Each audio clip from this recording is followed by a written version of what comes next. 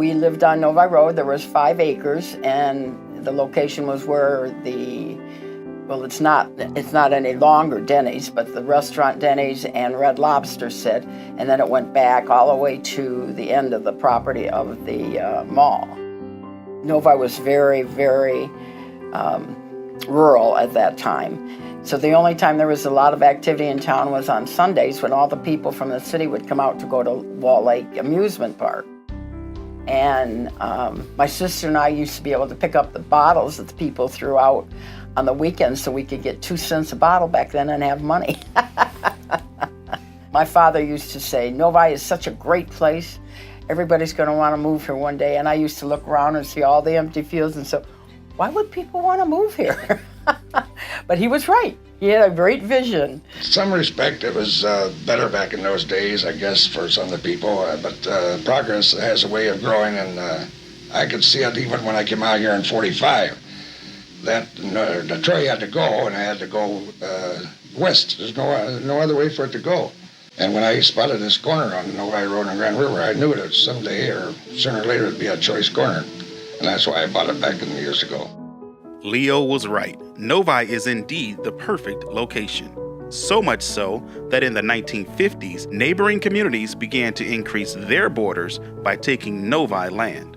This culminated in 1957 when Wixom incorporated an annexed property that included Ford Motor Company's new Lincoln assembly plant.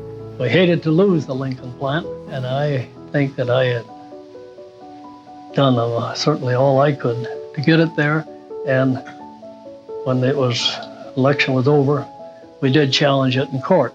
It did not carry on the Novi side. It was a tie vote. Years ago, you had an incorporation that Wall Lake wanted to take the north part of the township and have the entire lake. And at that time, it did not carry in Novi, but the total vote carried the same as it did in Lincoln, in Wixom. And Judge Doty, they got in there in front of him. He said, if you didn't vote to go, you're not going. And on the basis of that case, we tried to do the same thing with the Lincoln plant, but it didn't work. Until we went into the city, we had no protection of our boundary lines. And Wixom took 10 square miles away from us. And Northfield took a corner away from us. And he suggested that we do it, and he, I don't want to say fought with them, but he tried to get them to agree to it 3 times, and they wouldn't do it. So he and another gentleman paid out of their own pockets to have an election and let the people decide what they wanted to do. And Mr. Charlie Smith, which has passed away now, he was quite an active gentleman in this town. He was 94 when he passed away. He and I spent a lot of money of our own pocket, better than $6,000 apiece to get this city into a city, get Novi Township converted into a city. Because we couldn't bond it, we couldn't get water and sewer, we couldn't protect our boundary lines, and everybody was taking a whack at us. They didn't have a choice.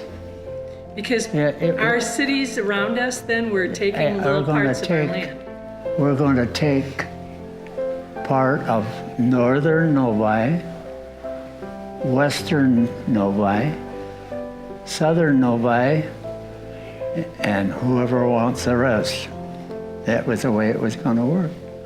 I, along with other women, registered people to make sure that they would vote, and the men were involved with the legal end of it, you know.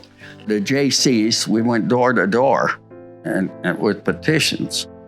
Well, there wasn't really that many subs in town. You had Clark Sub, you know, and you had, I think Orchard Hills just got started good.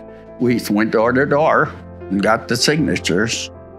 And the election was held, and the people decided they wanted it to be a city. So it became a city in 1969.